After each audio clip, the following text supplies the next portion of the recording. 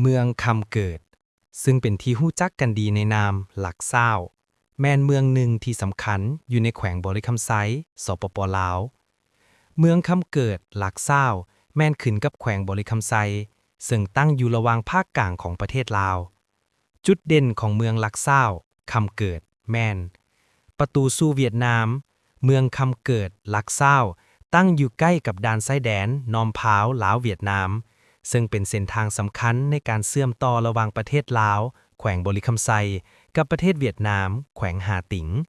เส้นทางนี้แม่นเส้นทางเลข8เป็นศูนย์กลางทั้งด้านเศรษฐกิจย้อนความใกล้ชิดกับชายแดนเมืองนี้จึงเป็นศูนย์กลางการค้าและขนส่งสถานที่ท่องเที่ยวอยู่บริเวณใกล้เคียงมีแหล่งท่องเที่ยวทางธรรมชาติและประวัติศาสตร์โดยเฉพาะแม่นเขตน้ำตกตาดกังหันลมไฟฟ้าที่กำลังก่อสร้างและภูผาป่าไม้ที่อุดมสมบูรณ์อยู่ในเขตบริคำไซเส้นทางและภูมิสันฐานเมืองคำเกิดมีภูมิสันฐานเป็นภูผาป่าไม้และทงเพียงบางส่วนเส้นทางเลข8แม่นเส้นทางลักที่ตัดผ่านเมืองสถานที่ท่องเที่ยวเด่นในเมืองคำเกิดหลักเศร้าแขวงบริคำไซเมืองคำเกิดหลักเศร้าและแขวงบริคำไซมีความอุดมสมบูรณ์ทางด้านธรรมชาติและประวัติศาสตร์ที่น่าสนใจ 1. ป่าสงวนแห่งชาติภูหินปูนลักษณะถึงแม้นว่าส่วนใหญ่ของป่าสงวนจะอยู่ในแขวงคำมวนแต่เขตชายแดนติดกับบริคำไซก็เป็นส่วนหนึ่งของระบบนิเวศภูหินปูนที่กว้างใหญ่นี่จุดเด่นเป็นเขตภูผาหินปูนที่สวยงามมีถ้ำน้ำตกและป่าไม้ที่อุดมสมบูรณ์ 2. น้ำตกตาดและธรรมชาติลักษณะบริคำไซมีน้ำตกตาดหลายแห่งที่งามโดยเฉพาะอยู่ใกล้กับภูผาป่าไม้จุดเด่นเป็นสถานที่พักผ่อนลิ่นน้ำและชมธรรมชาติที่สดชื่น 3. กังหันลมไฟฟ้าที่กำลังติดตั้งอยู่ในตอนนี้มีเมืองคำเกิดหลักเศร้า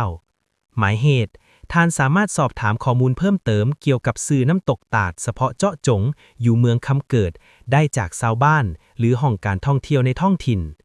3. เส้นทางเลข8ลักษณะแม่นเส้นทางที่เชื่อมต่อจากทางหลวงเลข13ไปถึงชายแดนลาวเวียดนามจุดเด่นแม่นเส้นทางที่มีทิวทัศน์สวยงามโดยเฉพาะแม่นในเขตภูผาป่าไม้ก่อนฮอดด่านน้อมพาวเป็นการขับรถหรือขี่รถที่ม่วนซื่นเพื่อชมธรรมชาติสองข้างทาง 4. ด่านชายแดนน้อมพาวลักษณะแม่นด่านชายแดนสากลที่เชื่อมต่อลาวบริคำไซกับเวียดนามหาติง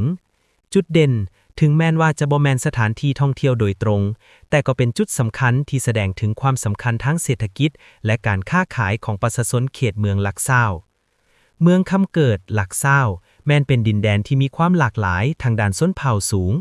ถึงแม้นว่าข้าพเจ้าบ่สามารถระบุจำนวนที่แน่นอนของชนเผ่าทั้งหมดที่อาศัยอยู่ในเมืองคำเกิดได้อย่างละเอียดได้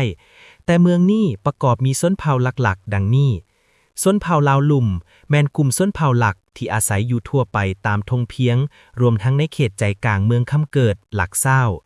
ชนเผ่าลาวสูงและลาวถึงย้อนว่าเมืองคำเกิดมีภูมิสันฐานเป็นภูผาป่าไม้โดยเฉพาะเขตชายแดนติดกับเวียดนามจึงมีชนเผ่าที่อาศัยอยู่เขตภูสูงเช่นชนเผ่ากึมมุชนเผ่าผู้ไทยชนเผ่าไทยหรือกลุ่มชนเผ่าอื่นๆที่เกี่ยวข้องกับลาวถึงลาวสูงเผ่าเมื่อยเป็นชนเผ่าที่นับว่าอยู่ในกลุ่มลาวสูงมักอาศัยอยู่เขตผู้ดอยสูงเผ่าแถงเป็นชนเผ่าที่อยู่ในกลุ่มม้อนเขมรหรือลาวถึง